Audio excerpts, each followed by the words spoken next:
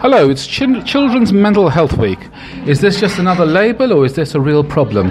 So it's good afternoon because we're doing this afternoon. Hello, Theo. Good afternoon, how are you? I'm fine, thanks. And anyway, not about my mental health. Let's talk about children's mental health because this is Mental Health Week for children. There are a number of things that you can be associated with that. Actually, this is your area of expertise, albeit we are just giving our opinion on this matter. So do you want to get us started? Well, that's right. Obviously, first, as an entity, as topical toxicology, we're not licensed to give medical advice. So if anyone is worried, they need to go and seek it from their GP and go and talk to the GP. Now, first of all, children's mental health, because children often reflect a dysfunction in the family, then children's mental health usually involves the whole family, at least assessing the whole family before you have to focus on the child itself.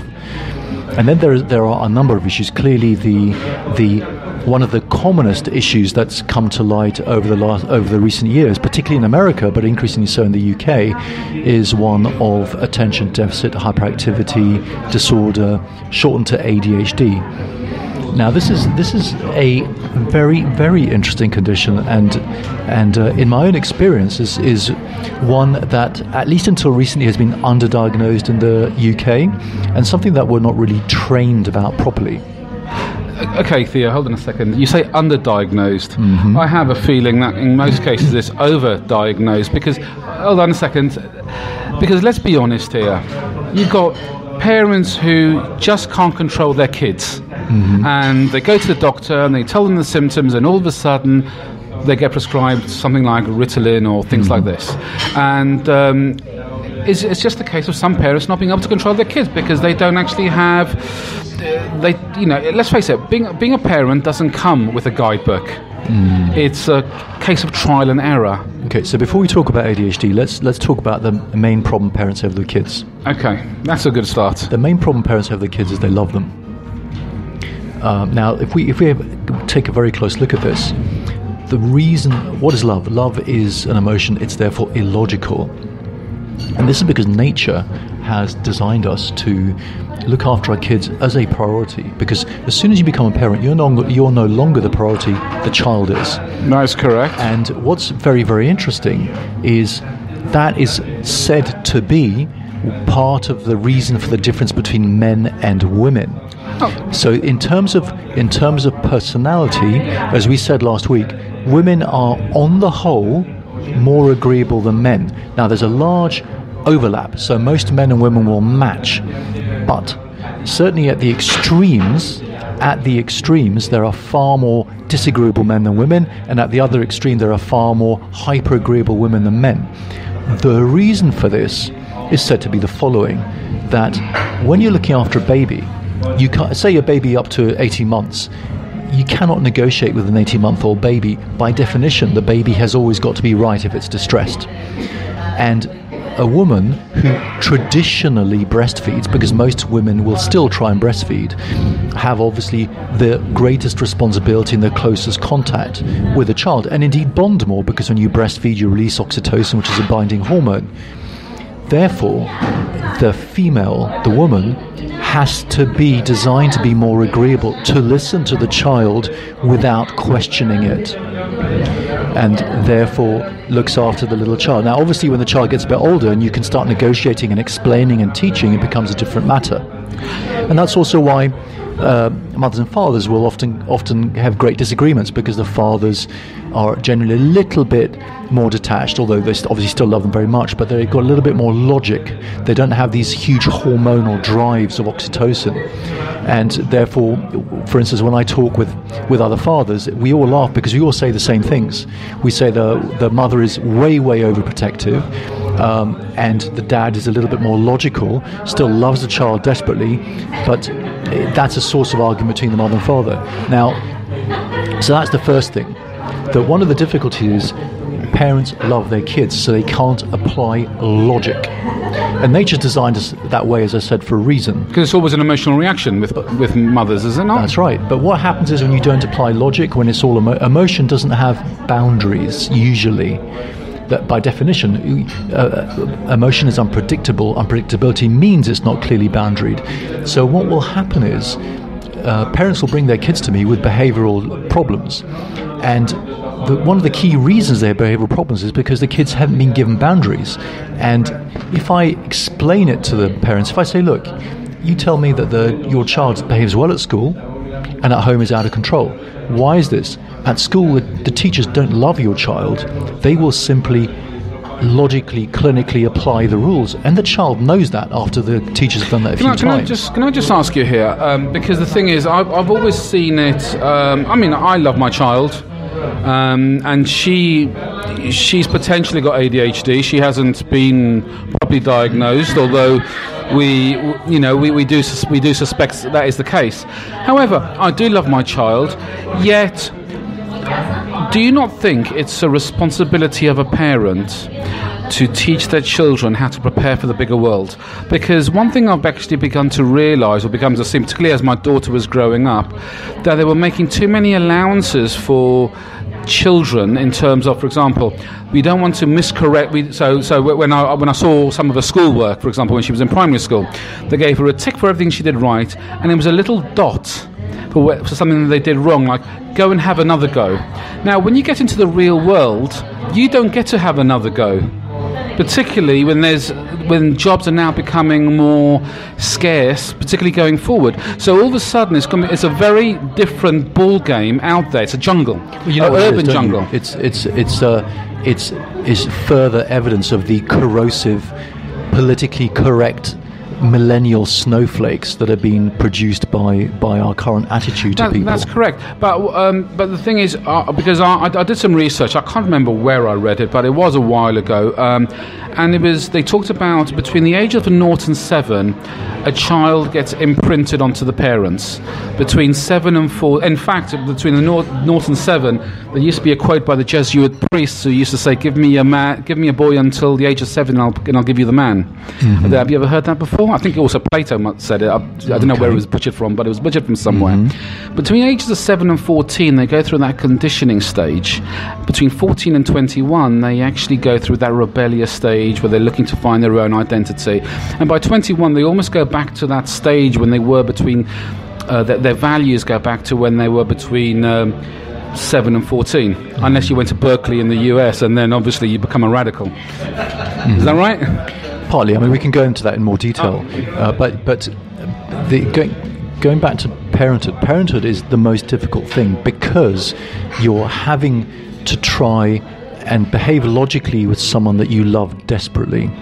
And that's immensely difficult. And in fact, Socrates understood this problem as well. And he actually said, in an ideal world, parents are actually unfit to bring up their kids, and they really should be given to professionals to do so. And I actually profoundly disagree with this statement, and it's one of the reasons I think Socrates had Asperger's syndrome, because what he was quite correct about it, but failed to understand the importance of family in society. And of course, that simple step would destroy any concept of family.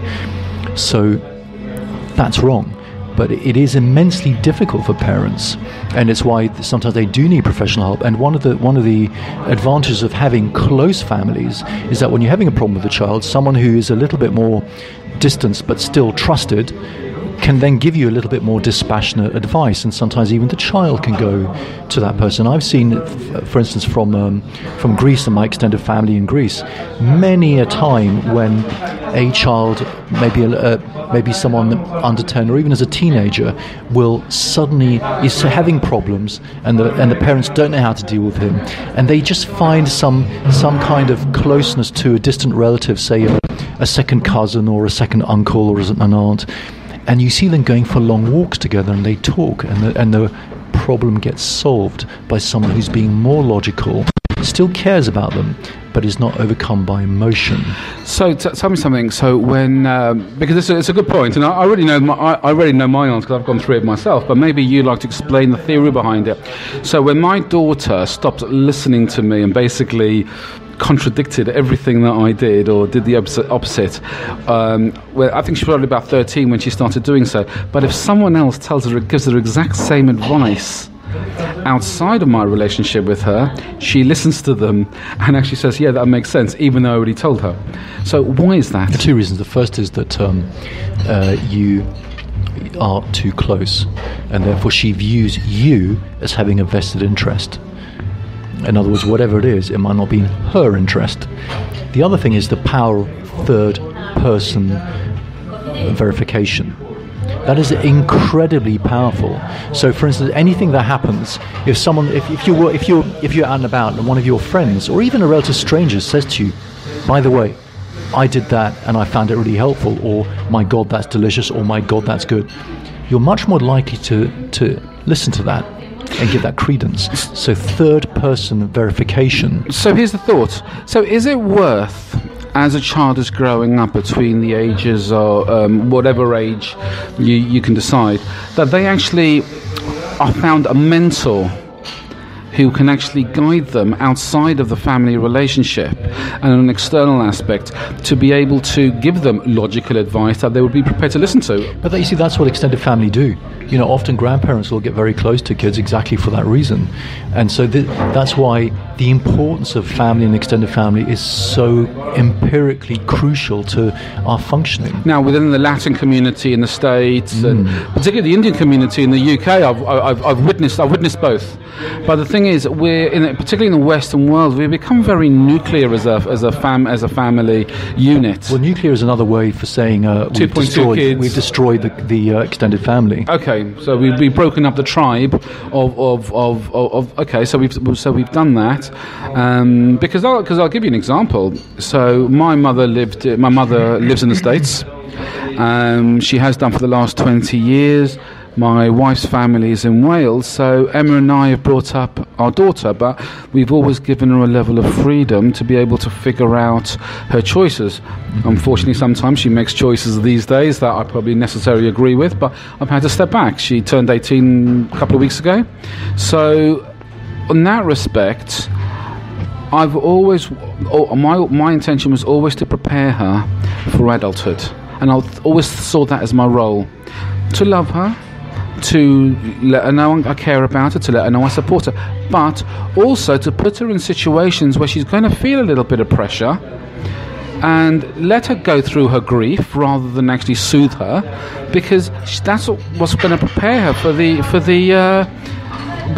adult world. And it's probably a process that you find easier than your wife, who's more emotional and therefore, would find it harder to leave her to her own devices to learn things.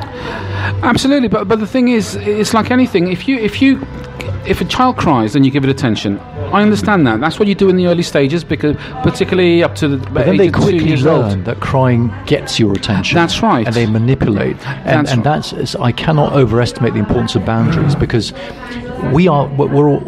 Practically every living organism is tribal in terms of that we have to live with other members of our species and be able to cooperate. And therefore what I really liked was a chapter in Jordan Peterson's recent book. This is a professor of the Canadian professor of psychology who talks about lobsters. And what he says is that lobsters have a nervous system very similar to our own. So similar, in fact, that you can give a lobster antidepressants and they respond just like a human. That's right, I have heard that. And that's based on one of the neurotransmitters called serotonin. And what he says is that the nervous system in lobsters is finely tuned to their position in lobster hierarchy. So the higher up in the lobster hierarchy you are, the more relaxed your serotonin system is. And the lower down you are, the more deficient it is. And furthermore, that also goes with how a lobster holds itself. So a lobster will tend to be all curled up when its serotonin is low, and open and confident when its serotonin is higher. So this represents 1/3 of a billion years of evolution, and that is how entrenched and deep the importance of hierarchy in society is. Therefore, what we need is boundaries to live in a hierarchy. And one of the most important things that we can teach children is the boundaries with which they can learn to live and be liked. Because if you're liked, then people interact with you and you're more likely to succeed in life. If you're not, then you're going to be an outcast, you run the risk of becoming psychopathic, you run the risk of becoming damaged, and far less likely to be successful. But I just want to go back to the parenting again, because it's when I talked about the case of actually giving into your child. And let's face it, it's easy to give into your child, because even when we're busy, they want something, we always deliver, even if it's like, here, go and buy an ice cream, but don't tell your mum.